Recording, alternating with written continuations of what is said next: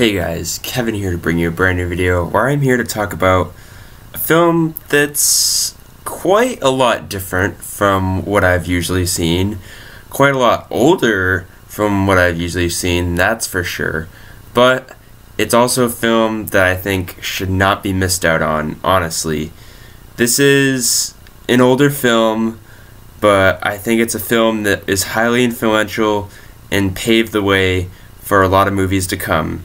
Now this movie is called The Cabinet of Dr. Caligari, made in 1920.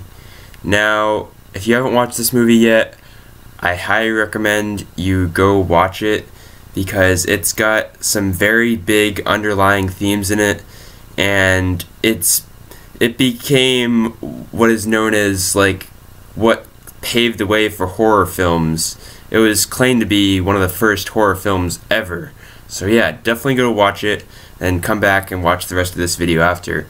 And by the way, if you guys want to know how you can see this movie, you can either watch it on Amazon Prime, if you have Amazon Prime, for free, or you can probably watch it on YouTube, but I'm not entirely sure about the versions, because like I looked it up on YouTube and there's like different versions of different lengths, so I don't know. You could like try one of those out, hopefully one of them would work fine, but yeah, if you have Amazon Prime though, it's free. That's how I watched it. So, but yeah, either way, I hope you guys can definitely watch this movie.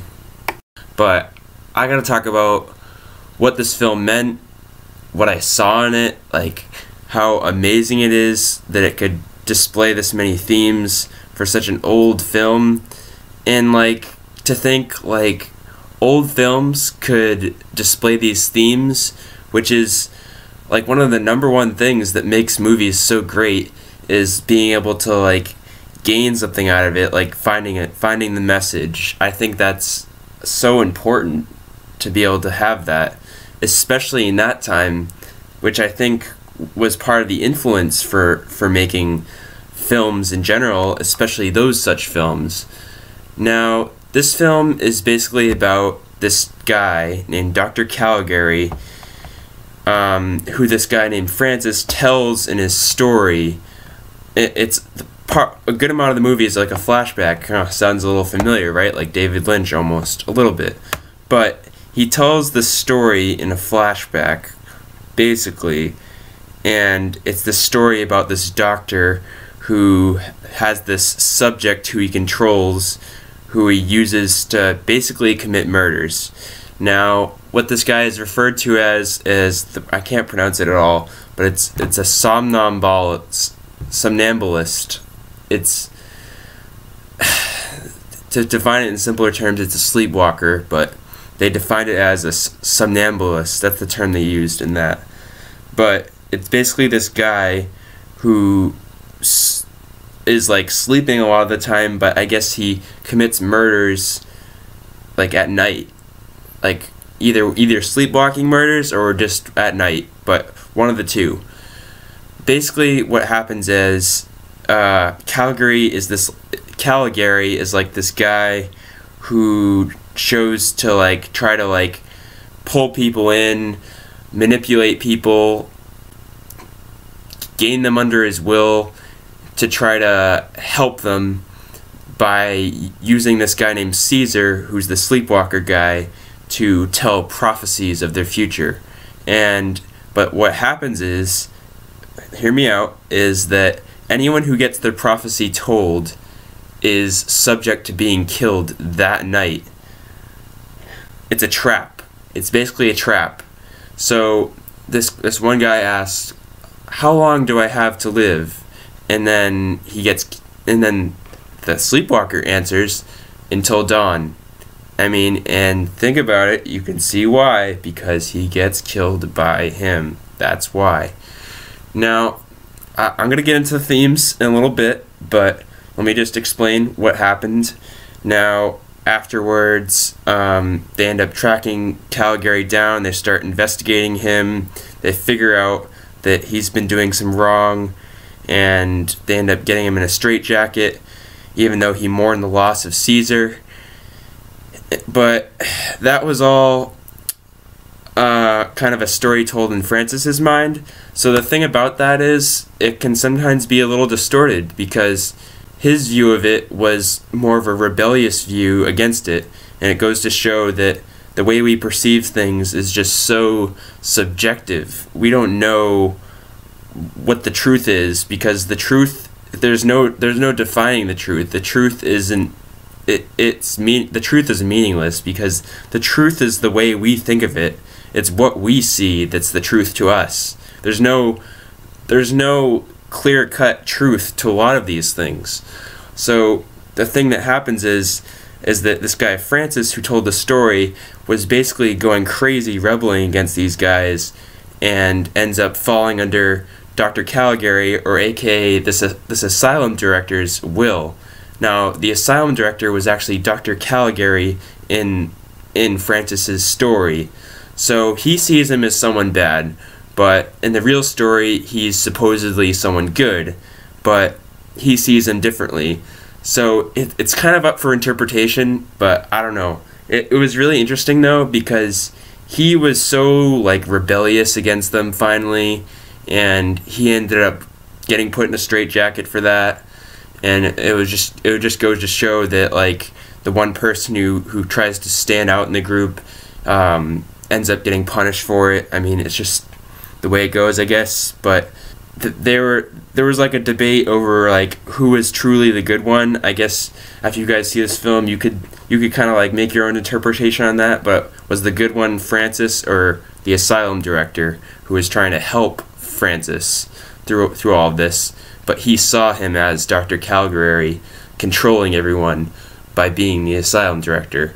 So it was his own view, but he was the one who was rebelling against his victimizing acts, using Caesar to murder people. So it's kind of like a two-way street. So I don't know. But the themes that came out of this were very, very intriguing.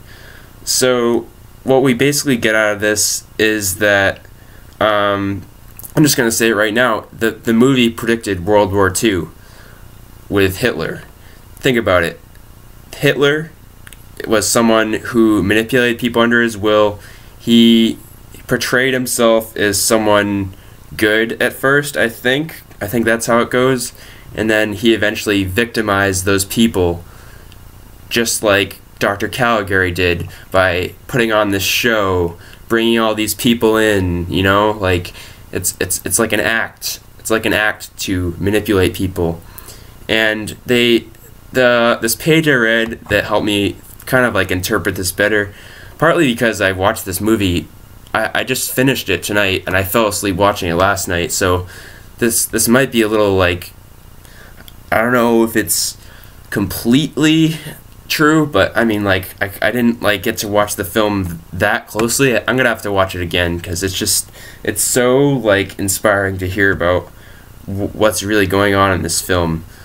But basically, Dr. Caligari is perceived as Hitler, being the one who controls everyone, and Caesar, the sleepwalker, is the victim, is one of the many victims, is like the victims of World War II, because he is like a sleepwalker. Think about it, like, you're just like a zombie, you're being controlled, there's nothing you can do, and you're out to carry these murders. Now, Caesar could be perceived as, like, think about it like a Nazi soldier, I guess. I guess that's the way you could put it. Like a soldier carrying out orders for Hitler.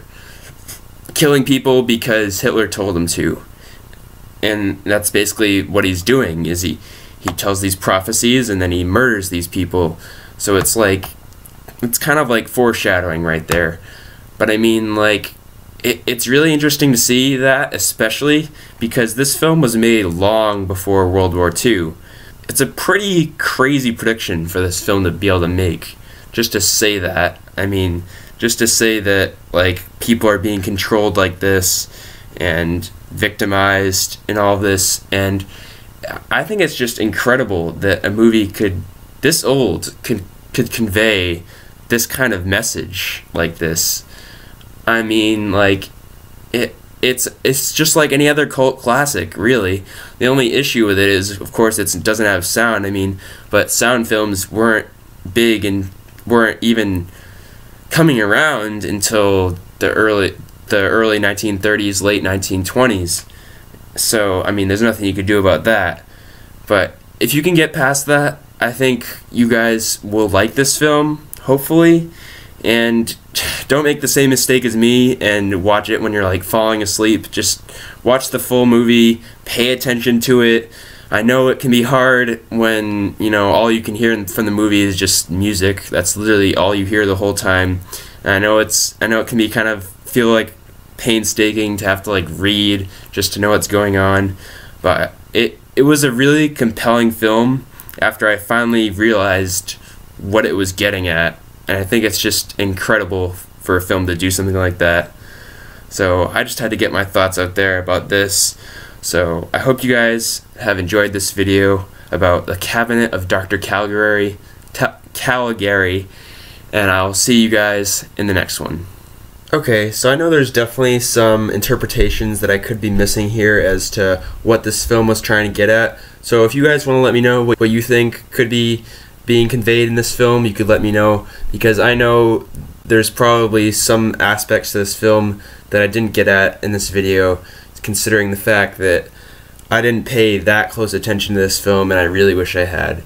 So let me know what you guys think.